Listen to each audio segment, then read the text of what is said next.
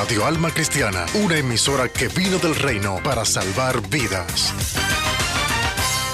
Al sintonizar nuestra programación, recibes el alimento que tu alma necesita. Nos esforzamos cada día por ofrecerte un contenido cristiano variado y edificante.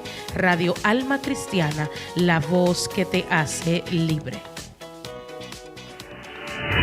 Gobernados por un diseño diferente a los patrones del mundo, preparados para presentar defensa con mansedumbre y reverencia, expresando las verdades eternas con plena certeza, inicia su programa Convicciones Bíblicas.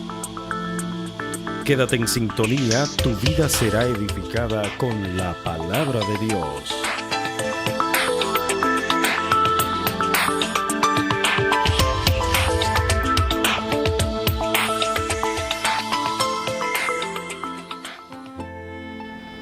Muy buenas tardes, estamos aquí en su programa Convicciones Bíblicas, como cada lunes de 6 a 7 de la noche. Nos encontramos aquí, mi esposo Daniel Santana, José Luis León, Johanny Santos y acompañado de nuestro pastor Jonathan Stubb. En esta ocasión queremos venir y traer palabras a tu vida, palabras que sean de edificación, palabras que sean de consolación, de alegría. En este tiempo queremos hablar un poco sobre la Reforma Protestante y seguir con este tema tan interesante y hacer un recuento de lo que hablamos el lunes pasado. Para este momento vamos a permitir que nuestro hermano José León nos hable un poquito. Aleluya. Dios los bendiga, mis amados hermanos. Muy buenas tardes. Un placer inmenso estar acá de nuevo con todos ustedes. Vamos a dar inicio al espacio con una oración. Amén. Aleluya. Padre, te adoramos, Señor. Te bendecimos, Cristo, y sabemos que tú estás aquí acompañándonos. Y por eso, Señor, estamos alegres y contentos, Dios, porque tu brazo está con nosotros. Gracias por tu misericordia, Dios. Gracias por tu ayuda, Señor, todos los días. Gracias, Señor, por escuchar nuestros ruegos, nuestras oraciones. Padre, te enseñamos en esta hora a las personas que nos están escuchando y te pedimos, Señor, que seas tú tocando, Dios, a través de las palabras, Señor, que van a salir de nuestros corazones. En el nombre poderoso de Cristo Jesús. Amén. Amén. Aleluya.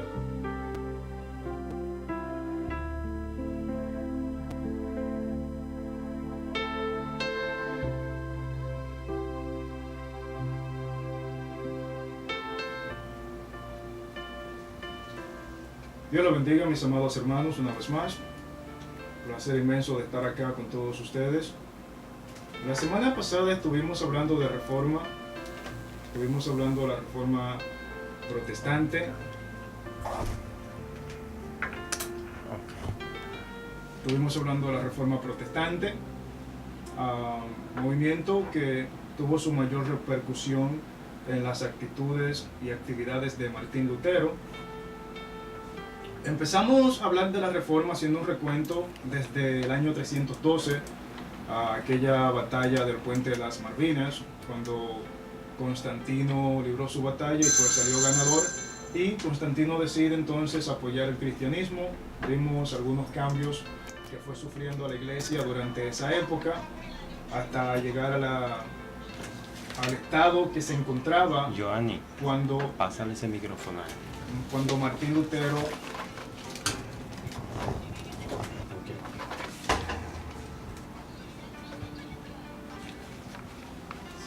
Aleluya. Bendecido sea el Señor. Disculpen la interrupción, mis amados hermanos. Pues sí, estuvimos hablando de reforma hasta llegar hasta Martín Lutero. Estuvimos hablando de algunos acontecimientos históricos que sucedieron anterior a esto. Y estuvimos viendo la relación que guardaban estos acontecimientos con la reforma. Vimos también cómo algunos reyes tomaron medidas que luego van a influir también esas medidas para la época de la reforma. Vimos cómo ya para los años del 1300, mediados de 1300 y finales ya de 1300, 1370, como Wycliffe se levanta a favor del cristianismo en Inglaterra, va a traducir la Biblia al inglés, y eso va a permitir que la comunidad anglosajona pues tenga una Biblia en su propio idioma, lo que les va a ayudar a tener un mejor entendimiento de las doctrinas, que luego ya para cuando llegue y estalle la reforma, pues estas personas ya van a estar un tanto avisadas. Vimos también como con la reina Isabel en España se inicia también un movimiento de reforma al traducir la Biblia al español, que se conoció como la Políglota Complutense, esta de mano de Cisneros, y esa Biblia pues también iba a permitir que en España ya se empezara a adoptar otra percepción de las doctrinas bíblicas. Luego llegamos a Martín Lutero. Martín Lutero era un monje de la Iglesia Católica, fue un monje de la Iglesia Católica muy apegado a la fe católica. Martín Lutero nace ya para el 1484 en Alemania. Martín Lutero se va a convertir al cristianismo a edad muy temprana. A los 22 años, pues Martín Lutero ya le pone cierta seriedad a su conversión, y Martín Lutero pues decide dedicarse por completo a su fe. Martín Lutero llega a obtener el grado de doctorado en teología, y a Martín Lutero pues va a enseñar teología en la Universidad de Wittenberg. Martín Lutero empieza enseñando los salmos. Cuando Martín Lutero está enseñando los salmos, Martín Lutero, su devoción por la música lo lleva a componer, y bueno, va a componer hermosas canciones. Aparte de eso, Martín Lutero luego va a empezar una serie de la enseñanza del libro de Romano, y dicha serie de la enseñanza del libro de Romano le permiten a Martín Lutero identificar que algo andaba mal. Cuando él lee el libro de Romanos, Martín Lutero dice, no, espérate, no es lo que la Biblia me dice, lo que estoy viendo no es lo que la Biblia me dice, y por esa razón pues la actitud reformadora de Lutero. Decíamos en la entrega pasada que no ha de verse a Lutero como aquel rebelde que únicamente se dedicó a criticar la iglesia, que únicamente se dedicó, digamos, a dividir la iglesia. Vamos a hacer un pequeño recuento de la situación histórica que rodeaba a Martín Lutero. Para la época de Lutero, el papa en cuestión era León X. León X va a llegar ya para los años del 1412 al papado, y León X va a tomar algunas posturas. León X, 1400, no, estamos en el 1513 cuando León llega. León llega en el 1513 al papado, y León X pues encuentra la construcción de la Basílica de San Pedro. Empezó a construirse por Julio II, que fue el papa anterior, dos papas anteriores, que empezó la construcción de la basílica. Y León X le gustó, se maravilló con la obra, le gustaban los detalles de la obra, y León X dice, no, ok, vamos a terminar la basílica lo más antes posible. Y León ve en algunas doctrinas una manera de generar fondos, generar ingresos, y León entonces va a promulgar lo que son las ventas de las indulgencias, que ya existían, pero toma más auge.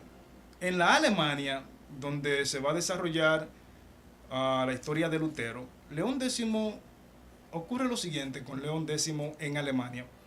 León X le propone a cierta familia de la clase burócrata de la época que él les permitía a ellos el 50% de lo que generara el erario de las indulgencias. Por ejemplo, usted me permite vender indulgencias aquí en Alemania, las indulgencias que se vendan en Alemania, pues yo te voy a proporcionar a ti el 50% de eso. El 50% de las indulgencias que se vendan en Alemania es tuyo, y el otro 50% es de la iglesia. Ahí hubo un señor de apellido Texer, el cual fue un orador contratado por la iglesia para que promulgara la indulgencia en Alemania.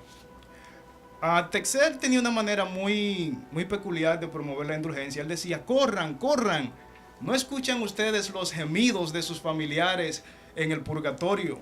cómo sufren esas almas y ustedes pudiéndolo salvar no hacen nada por ellos. Sus padres esperan el favor de ustedes. O sea, que tenía su estrategia. Tenía su estrategia. Fue una estrategia muy bien organizada.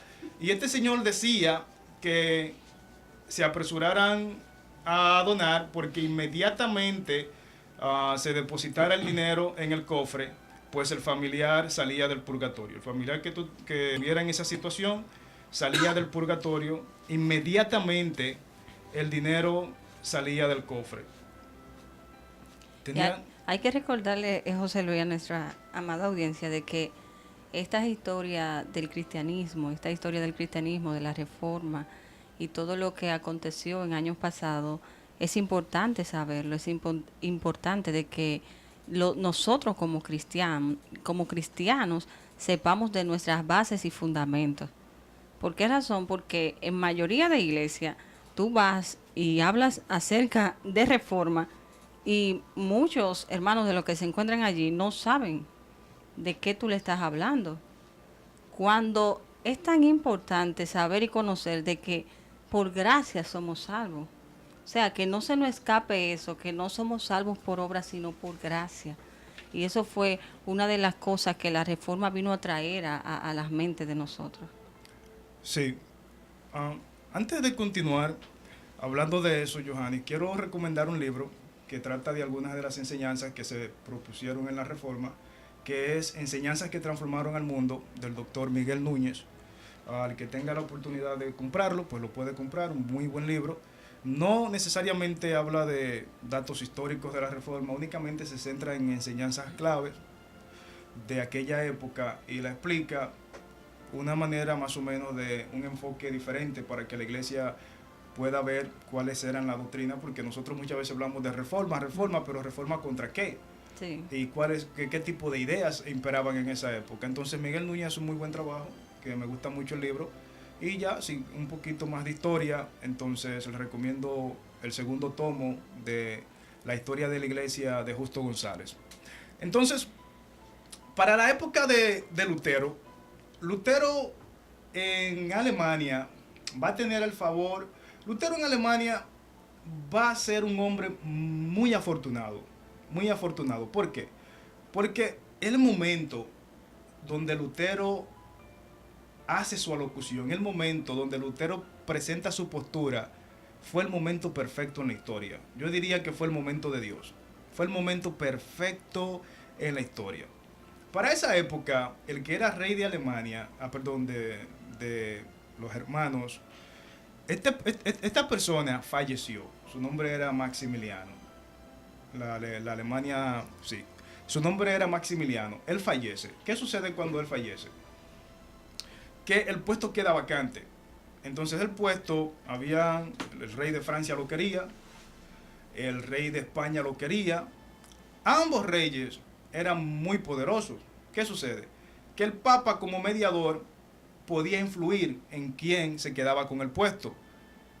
Mediante ¿Y no tenía hijo que le sucediera? No, en esta época era por acuerdos. Okay. Era por acuerdos, sí. Entonces, mediante a eso, ¿qué sucede con el Papa? El Papa dice, bueno, el rey de España, quien era Carlos I, el rey de España es muy poderoso y no está muy de acuerdo con el papado, aunque es católico, es nieto de Isabel, pero él no está muy de acuerdo con el papado. El rey de Francia, hijo del Hermoso, Felipe el Hermoso, que como expusimos la semana pasada, fue el rey que desafió el papado y el papado quedó bajo la voluntad de él. El papado en esta época ya tenía un respiro, pero él sabía que este personaje tampoco le convenía. Entonces, ¿qué él decide? Hay una persona que era la persona que tenía más influencia para esa época en Alemania. Su nombre era Federico, le decían el sabio. Federico fue la persona que protegió a Lutero, porque Federico fungió como una especie de Pilato. Federico decía, no, este hombre hay que juzgarlo con todas las de la ley. Si este hombre, como yo soy aquí, el que decide cuando una persona se enjuicia o no, yo propongo que a esta persona se le enjuicie en base a la ley, no en base a la creencia religiosa que ustedes tengan, sino en base a la ley. ¿Qué ha hecho este hombre? Y esto le da la oportunidad a Lutero de defenderse en varias ocasiones. ¿Qué sucede? Federico, aunque no estaba favoreciendo a la iglesia en esa época, la iglesia romana quería que fuera Federico el que ocupara la corona de Alemania. Él quería que fuera Federico. ¿Por qué razón? Porque los otros eran más poderosos que Federico y no le convenían tampoco. Entonces, ¿qué sucede? Que los tres poderes más importantes de esa época, de alguna manera u otra, favorecían a Lutero por cuestiones políticas. Entonces, ¿qué sucede? Como Carlos I era adverso al Papa, Carlos I, no por cuestiones religiosas, ni por cuestiones de moral, ni porque él entendiera que Lutero tenía la razón, simple y llanamente por cuestiones políticas, él apoyaba a Lutero. Porque Lutero estaba en contra de lo que él también estaba en contra. Aunque luego, ese mismo Carlos va a proclamar o va a promulgar una ley. La ley ya existía, pero él va a proclamar que todas las personas que se bautizaran de nuevo, que fueron los primeros anabaptistas, fueran enjuiciados y matados, porque la pena era la muerte para el que se bautizara de nuevo. Pero unos años antes de eso, para la década ya que va llegando los años 20, él está a favor de Lutero. Y obviamente él va a quedar electo como el rey. Él va a unir ambas coronas, tanto la de Francia, como la de España, como la de Alemania. Él va a unir esos dos reinos bajo su dominio. Entonces, ¿qué sucede? Que este señor, Federico el Sabio, estaba a favor de Carlos también. Cuando la Iglesia Católica le hace, o los romanos le hace la salvedad, la propuesta, él dice que no, que él no puede ir en contra de Carlos, porque Carlos es muy poderoso, a lo demás él no va a poder resistir la presión de Carlos. Él prefería apoyar a Carlos, y Carlos queda electo como rey. Entonces, en esa época, por esa razón, la iglesia no pudo matar a Lutero. No pudo tampoco, digamos, exiliar a Lutero. Lutero, luego de que a Lutero se le declara como jusista, de hecho, hubo un antecedente con Juan Hus, que fue condenado a la hoguera por promover las mismas doctrinas que promovía Lutero, y Lutero fue condenado. Cuando a Lutero se le declara jusista, pues Lutero tenía que ser condenado a la hoguera. Lutero era de mucha influencia, era profesor de la Universidad de Wittenberg. Las personas de la época que tenían mucha influencia, pues secuestraron a Lutero para que no se pudiera encontrar a Lutero. Y se decía que Lutero escapó, pero no, Lutero estaba guardado, y Lutero, toda la época de la Reforma, Lutero no va a tener ningún tipo de percance, si así se puede decir. Oh, qué bien, o sea que el mismo Dios lo guardó. Exactamente, entonces Lutero no va a tener ningún tipo de percance. Luego de eso, ya de esa época, usted va a ver que se van a empezar a movilizar las personas en Inglaterra, se van a empezar a movilizar en Suiza, que fue uno de los lugares donde la Reforma tuvo una mejor aceptación, ya que empezaron a tener, por ejemplo, predicadores como Zwinglio, Ulrico Zwinglio. El papel que va a jugar Zwinglio en la Reforma de Suiza es muy importante. ¿Por qué? Porque no necesariamente, como decíamos, él era partidario de la doctrina de Lutero, pero eran muy semejantes en doctrina. Entonces, Zwinglio también tenía ya cierto liderazgo en la iglesia. Entonces, al Zwinglio desligarse un poco de las doctrinas tradicionales, pues toda la clase creyente de la época pues va a apoyar a Zwinglio en su gran mayoría. Incluso luego de la Reforma, el 80% de la población suiza pues se iba a constituir como protestante. El 80% de la población de Suiza para esa época se le conoció como protestante. Entonces, en esos lugares y los Países Bajos, llámese Holanda, y bueno, entonces en esos lugares el protestantismo va a empezar a tener más fuerza y va a empezar a tener más auge. Aparte de que en Inglaterra fue altamente perseguido. ¿Por qué? Cuando Carlos, el mismo Carlos que apoyó a Lutero, pasó a llamarse Carlos V en vez de Carlos I, Carlos va a promulgar una ley ya por motivos por motivos meramente políticos. Ya Carlos ya ya él tenía todo el poder. Carlos ahora lo que quería era, digamos, tener también el control de lo que se enseñaba y lo que no se enseñaba. Entonces Carlos promulga de que los que se bautizaran de nuevo fueran declarados, digamos, como herejes. ¿Por qué? Porque había una ley que decía que el bautismo sagrado era sagrado y por ahí se iba. Entonces él propone que esas personas sean asesinadas, lo que va a dar auge a que se levanten una serie de movimientos que son los que se van a llamar como protestantes. ¿Por qué?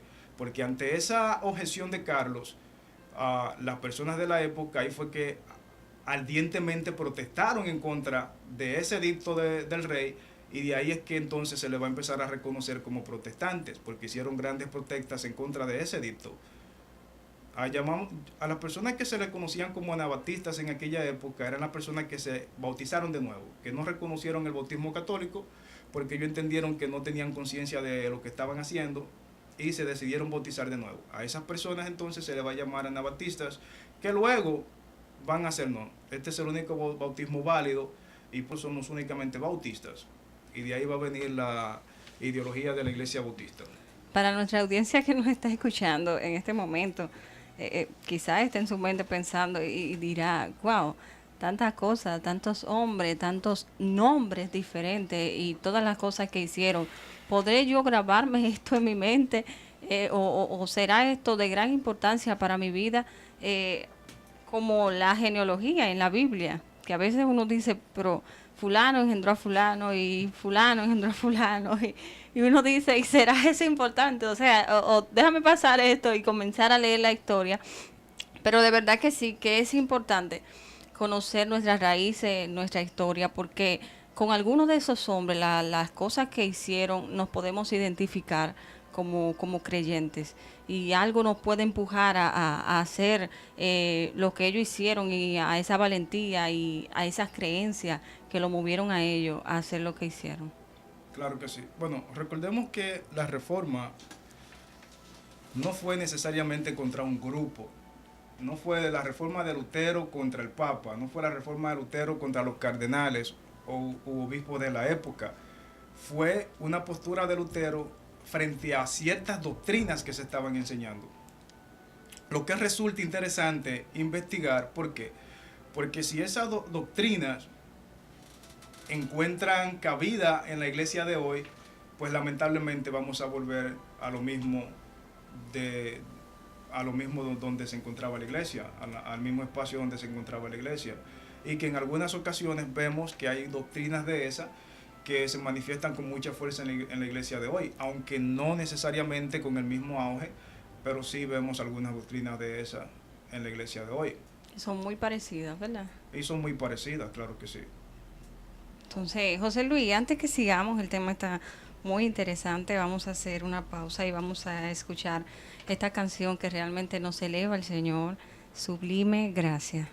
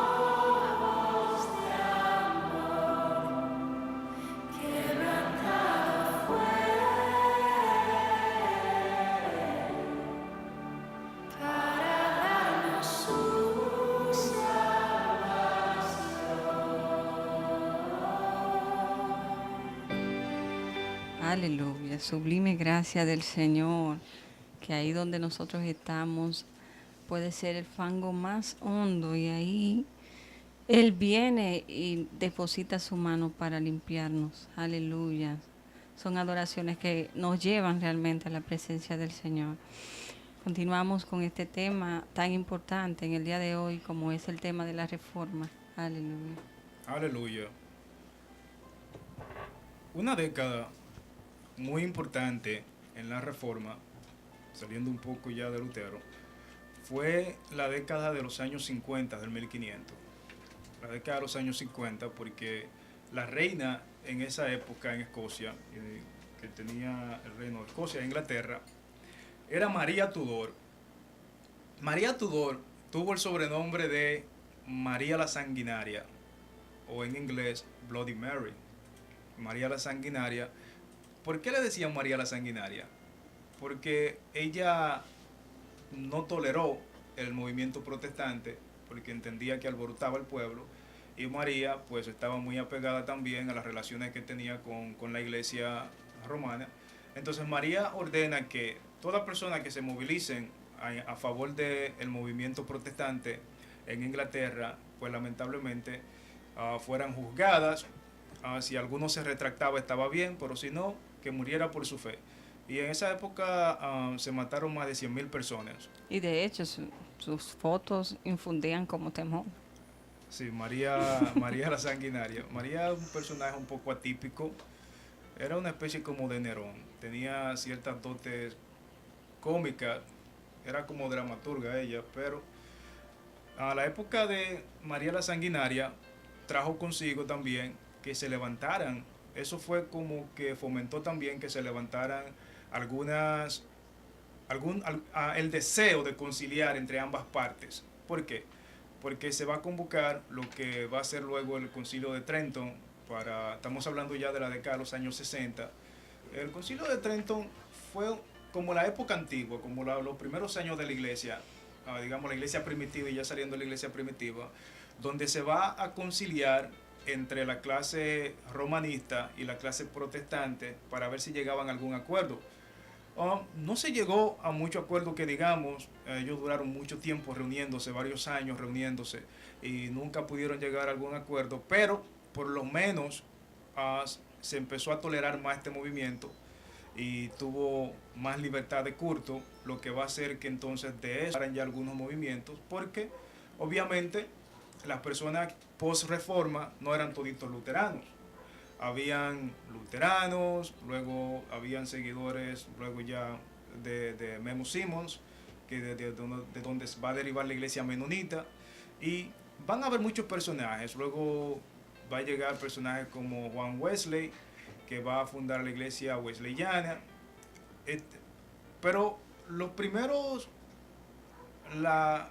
primeras doctrinas que se tomaron para estas iglesias fueron la doctrina de Lutero, la doctrina de Ulrico Zwinglio y la doctrina de Calvino. Estos fueron los tres personajes que más influyeron luego de la Reforma en su doctrina. Calvino va a tener algunos escritos y también va a tener algunas alocuciones públicas, lo cual va a dar a conocer el punto de vista de Calvino, y muchas personas la van a aceptar. En Francia Calvino fue muy aceptado, y luego pues esa literatura lograron influir otras partes ya de mano de algunos otros bautistas, o bueno, no necesariamente bautistas, pero parte ya de la iglesia puritana que compartían esas doctrinas. Estamos hablando ya de que también para la época de los años 600 va a surgir en Inglaterra George Fox, que va a formar el movimiento de los cuáqueros. Los cuáqueros consistían en un movimiento de resistencia. Ellos eran campesinos, pero ¿qué sucede? Eran campesinos que vieron como los primeros padres de la iglesia anglosajona, la iglesia anglicana mejor dicho, fallecieron y fueron martirizados. Ellos no estaban en la mejor disposición de ser martirizados, y ellos pues fundaron un movimiento de resistencia que concentraba a la parte obrera del campo, y ese movimiento se va a llamar los cuáqueros. De hecho, uno de los cuáqueros es el que va a ir a Estados Unidos luego y va incluso a fundar una de las colonias iniciales de esa nación, de Estados Unidos, que fue la de Pensilvania. Y bueno, van a tener hasta una empresa que va a tener una marca muy conocida que lleva por ese nombre. Ellos le llamaron... Quaker. Sí, Quaker. Quaker. Quaker va a venir de que en inglés el término era quake. Quake, entonces ese término significa temblar o mover. Entonces, Quaker, que es el término en inglés, es los tembladores, personas que se levantaron bajo ese término del temblador, los tembladores. Era un movimiento de defensa, como decía, y por eso pues se va a conocer como los cuequeros ya en la lengua española. Ese movimiento va a ser, como le dije, un movimiento de resistencia que va a tener sus altas y sus bajas. ¿Por qué? Porque ese movimiento obviamente también tuvo algunas cosas que se cuestionan, pero mayormente a raíz de eso se puede establecer cierta libertad de culto que puede hacer que el movimiento como tal pueda encontrar cabida ya en las colonias, se iba estableciendo y tenían más tranquilidad de elaborar sus cultos. Bien. Y es bueno esa historia porque entonces nosotros decimos, ¿y qué pasa entonces? ¿Todo quedó allí con Lutero? ¿Todo quedó, la historia de los cristianos se quedó ahí? O sea, ya no continúa, ya no se puede hacer una reforma en este momento. No hay necesidad de hacer una reforma en este tiempo. Esa pregunta es sumamente interesante. Bueno, yo soy partidario de la creencia de que la reforma de Lutero no se cerró. No hay un año donde tú puedas decir, bueno, la reforma fue de esta época hasta esta época. No hay un año, tú me entiendes, que tú puedas decir. La reforma fue de esta época hasta esta época. Yo creo que la iglesia ha ido en constante reforma. Y de hecho se celebran muchas actividades con relación a la reforma. Sí, bueno, ahora estamos cada año celebrando 500 años de la reforma protestante. 500 años, 2017, la reforma fue en el 517, hacen exactamente 500 años. Para el 31 de octubre va a ser la fecha donde inicia, debido a que Lutero era profesor de esa universidad y decide clavar 95 tesis a la puerta de la iglesia, porque la universidad tenía una capilla donde se reunían los principales obispos de la época. Lutero clava sus 95 tesis ahí, que no tenía el motivo o no tenía el propósito de dividir la iglesia, sino de generar un debate, porque era una casa de estudio, no fue en una iglesia como tal. Era una alta casa de estudio donde estaban las personas más eruditas de esa época, y pues en el alto círculo de debate, pues Lutero quería que se debatieran estos puntos, pero eso no sucedió. ¿Tú crees, José Luis, que habrá luteros en esta época que le den esa importancia a lo que realmente dice la Biblia? Claro que sí, siempre han habido esos grandes personajes. Sí, en todas las épocas han existido grandes hombres de Dios, en todas las épocas. Podemos mencionar algunos nombres hoy en día. Por ejemplo, a mí me gusta mucho lo que está aconteciendo, por ejemplo, en la República Dominicana con el Ministerio de las Personas de Integridad y Sabiduría. A mí me gusta mucho lo que está sucediendo ahí, y hay otros lugares en Estados Unidos donde acontecen cosas similares, en Inglaterra, en África. Siempre han habido estos movimientos, porque la palabra de Dios siempre va a encontrar cabida. Amén. Siempre va a encontrar cabida la palabra del Señor. Amén. Entonces, de la iglesia, como decía, salieron movimientos como la iglesia romanista. Estos eran católicos que eran católicos carismáticos. Ellos celebraban sus cultos como los protestantes, pero eran muy apegados a las tradiciones de la iglesia.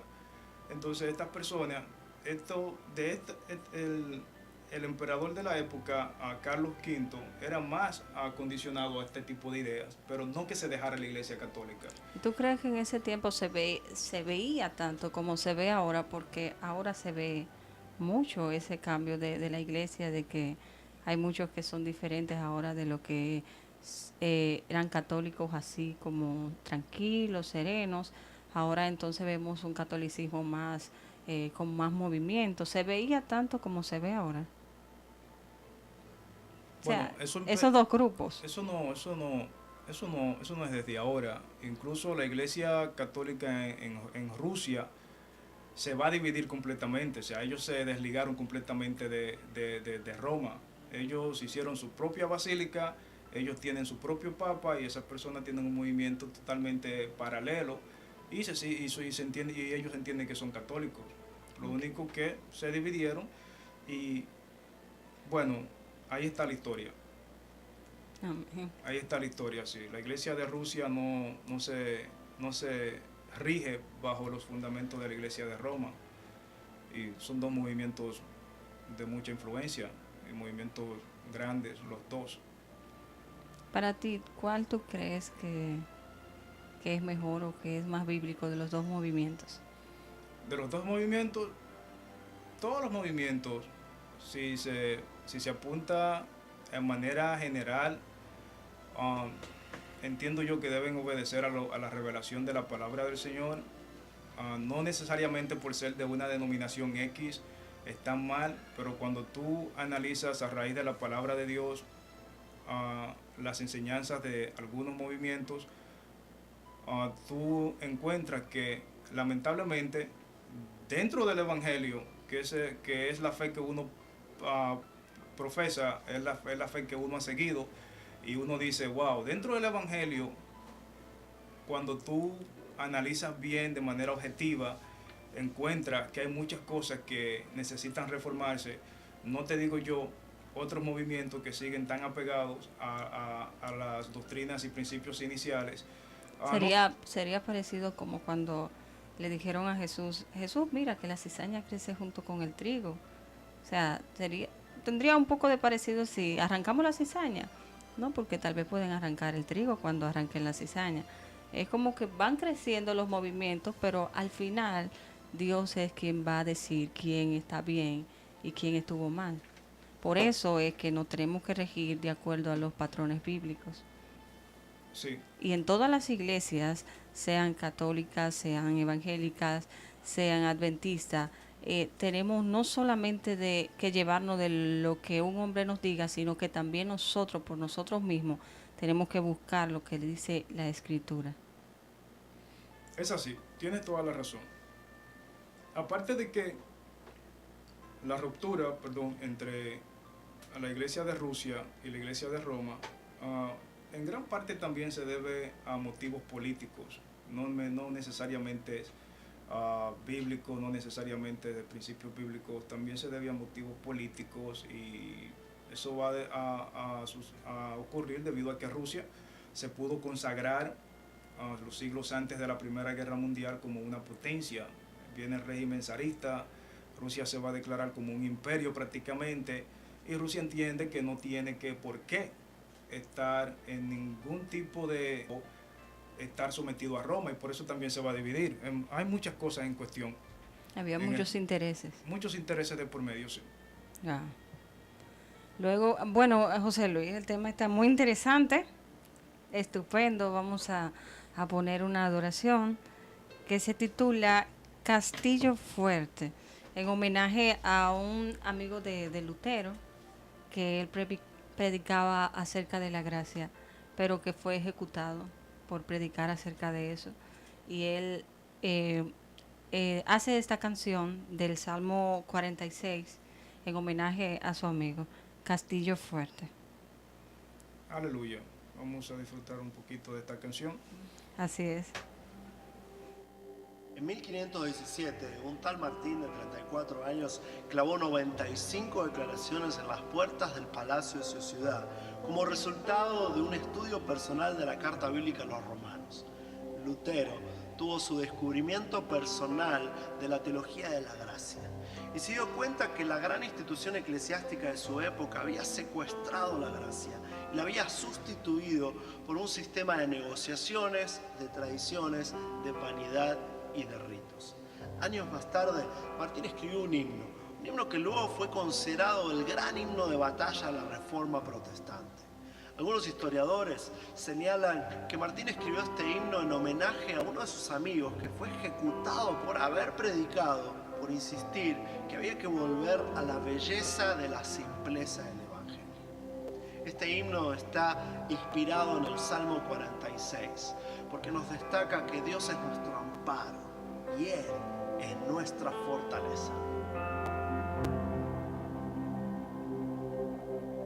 Castillo fuerte es nuestro Dios, defensa y buen escudo. Con su poder nos librará, será nuestro refugio. Con furia y con afán el enemigo está, sus armas dejan ver astucia y gran poder. ¿Quién podrá darnos libertad?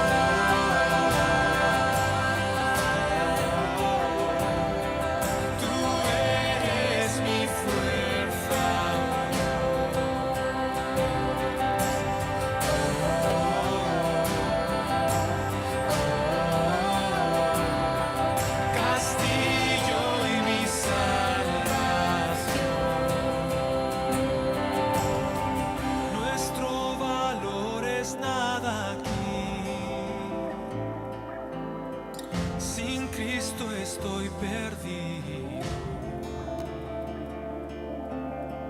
mas con nosotros luchará, de Dios el escogido. Es nuestro Rey Jesús, el que venció en la cruz, Señor de la creación, omnipotente Dios. En él encuentro salvación.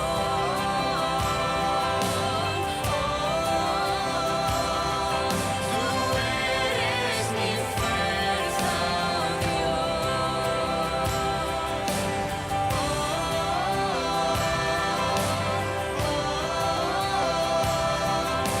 Castillo y mi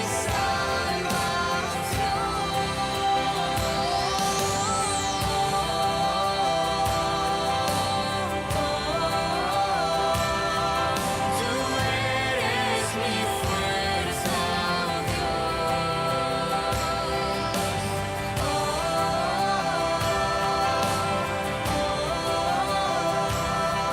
Castillo y mi salvación. Es nuestro Rey Jesús, el que venció la cruz, Señor de la creación, omnipotente Dios. En él encuentro salvación.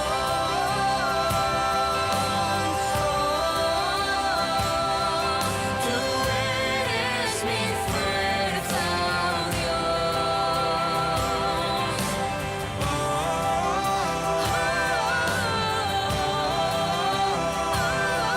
Castillo y mi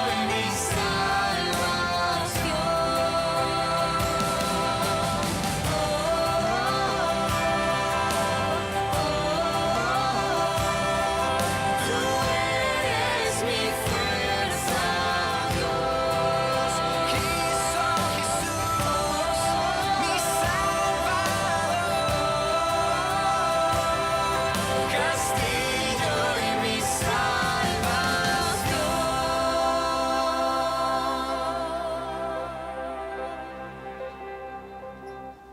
Aleluya. Castillo y salvación es nuestro Dios, nuestro libertador. Seguimos aquí en su programa Convicciones Bíblicas para todos aquellos que nos están escuchando. Es un honor, es un placer que usted esté ahí con su dial puesto en su emisora Radio Alma Cristiana, la voz que te hace libre. Hoy en este día estamos hablando acerca de la reforma. Aleluya. Es importante y reiteramos que es importante conocer de nuestras historias, bíblicas, de nuestras historias cristianas. Aleluya. Hoy con nuestro amigo José León seguimos aquí hablando acerca de la reforma. Aleluya. Pues sí, hablábamos ahorita de que la reforma no necesariamente fue contra cierto grupo de personas, sino contra doctrinas. Y es bueno tener eso pendiente ya al final del programa, que toda enseñanza del hombre debe estar erradicada en la palabra de Dios, porque la palabra de Dios de hecho es nuestro manual. La palabra de Dios es actualmente es lo que rige nuestra vida. Cuando cuando se cierra, por ejemplo, el ciclo, o cuando se determinan qué libros pertenecen a la palabra de Dios, el nombre que le ponen es canon, que significa vara de medir, que es de donde pues las personas que profesan la fe deben tomar el ejemplo de cómo deben regirse. Entonces la palabra es nuestra vara de medir en este caso. La palabra de Dios es lo que nos va a decir qué podemos hacer y qué no debemos hacer. Una de las cosas que influye mucho en la iglesia para que ocurran algunas cosas. Perdón, José Luis, es verdad lo que tú dices, que la palabra de Dios es quien nos debe medir, porque así como salió o como Martín Lutero fue el que tuvo esa idea acerca de hablar de la gracia del Señor, y ahí se formó lo que es la reforma. Entonces podría en este tiempo salir cualquiera y decir, no, esto está bien o esto está mal. Pero ¿qué es lo que realmente, por qué nosotros debemos regirnos? Por lo que nos dice la palabra del Señor. No porque lo que nos pueda decir un hombre, sino lo que nos dice la palabra del Señor. Es así, es así. O sea, la palabra de Dios tiene que ser nuestra única autoridad en materia de fe. Ahora bien, ¿qué sucede? En la iglesia siempre han existido lo que son los dogmas, que un dogma se puede definir como una regla o estatuto aprobado por una autoridad competente. En este caso, por alguien que tenga cierta influencia en la iglesia, ya sea un concilio, ya sea una asociación de pastores, o ya sea el pastor como tal. Se aprueba algo, o ya sea el cuerpo directivo de una iglesia, que es una norma, lo cual está bien porque nosotros como hombres, para entendernos, debemos poner ciertas condiciones. Por ejemplo, a qué hora nos vamos a reunir. No vaya a ser que yo llegue a las 7, otro llegue a las 8, otro llegue a las 6. Debemos estar coordinados. De acuerdo. Por ejemplo, qué es lo que vamos a hacer y cómo lo vamos a hacer. Ese tipo de dogmas se entiende. Ahora bien, hay otros dogmas que son un poquito ya más peligrosos, que son los que se quieren aplicar como si fueran mandatos bíblicos. Lo que si tú no lo haces, fácilmente tú eres catalogado como pecador. Y ya ese tipo de dogmas son lo que hacen que la iglesia empiece a tener decadencia doctrinal, empieza a experimentar lo que son las decadencias doctrinales. Por ejemplo, si podemos ver, empieza, por ejemplo, la dogmática, por ejemplo, de la siembra, algo que se enseña como que es bíblico, y que si tú no lo haces, tú estás en pecado. Se entiende que la persona tiene que cooperar para la obra de Dios. La obra de Dios obviamente tiene gastos, y nosotros como iglesia somos los que estamos llamados a suplir esos gastos, no el Estado, no ninguna entidad social, sino la iglesia. Es lo que enseña la Biblia, que la iglesia debe cumplir todos sus gastos, tiene que cubrir todos sus gastos.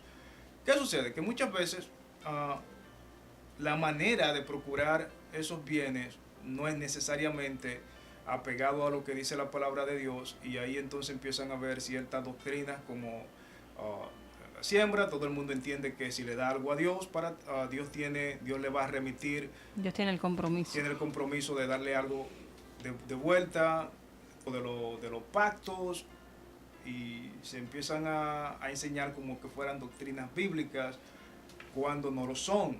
Entonces, cuando yo quiero que eso que yo enseño, eso que yo en un momento dado hice por una situación X, lo convierto en una doctrina, entonces llega un momento que eso presenta cierta decadencia y llega un momento que se puede llegar a abusar de eso.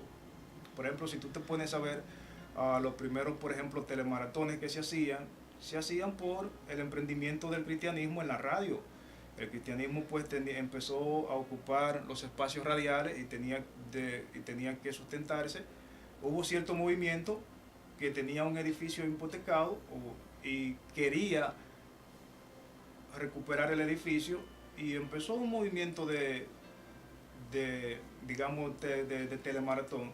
Bueno, y se tomó como una tradición doctrinal que es ya la manera como debe operar X entidad cristiana que opera en los medios de comunicación. Y ya como eso se toma como costumbre, llega un momento que empieza a afectar la fe. Llega un momento ya que se empieza a abusar de eso y lamentablemente pues van a existir pastores, van a existir maestros, van a existir un cierto grupo que va a acomodar esa doctrina del cristianismo, se le va a buscar citas bíblicas y entonces se va a empezar a enseñar como bíblico y lamentablemente no lo es. Entonces eso, cosas similares a esta, era la que ocurrían en la época de la Reforma y por eso es que la iglesia debe estar advertida a tiempo de que esas cosas no pueden estar pasando. Pero una ampliación de esto sería ya para una próxima entrega, si se presentara la situación, ya que hemos llegado al final del espacio. Bien, así es.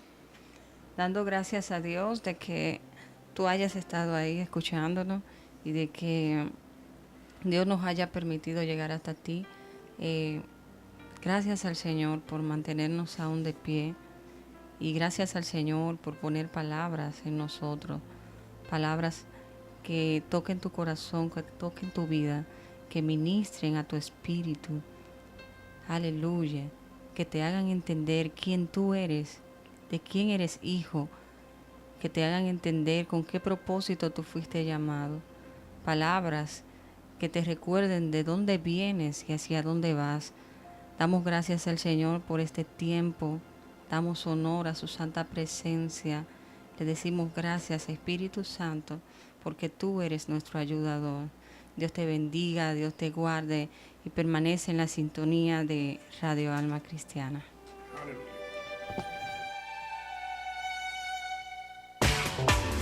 Llegamos a tu hogar para llenarte de vida y bendición con una programación que inspira tu alma. Radio Alma Cristiana, la voz que te hace libre.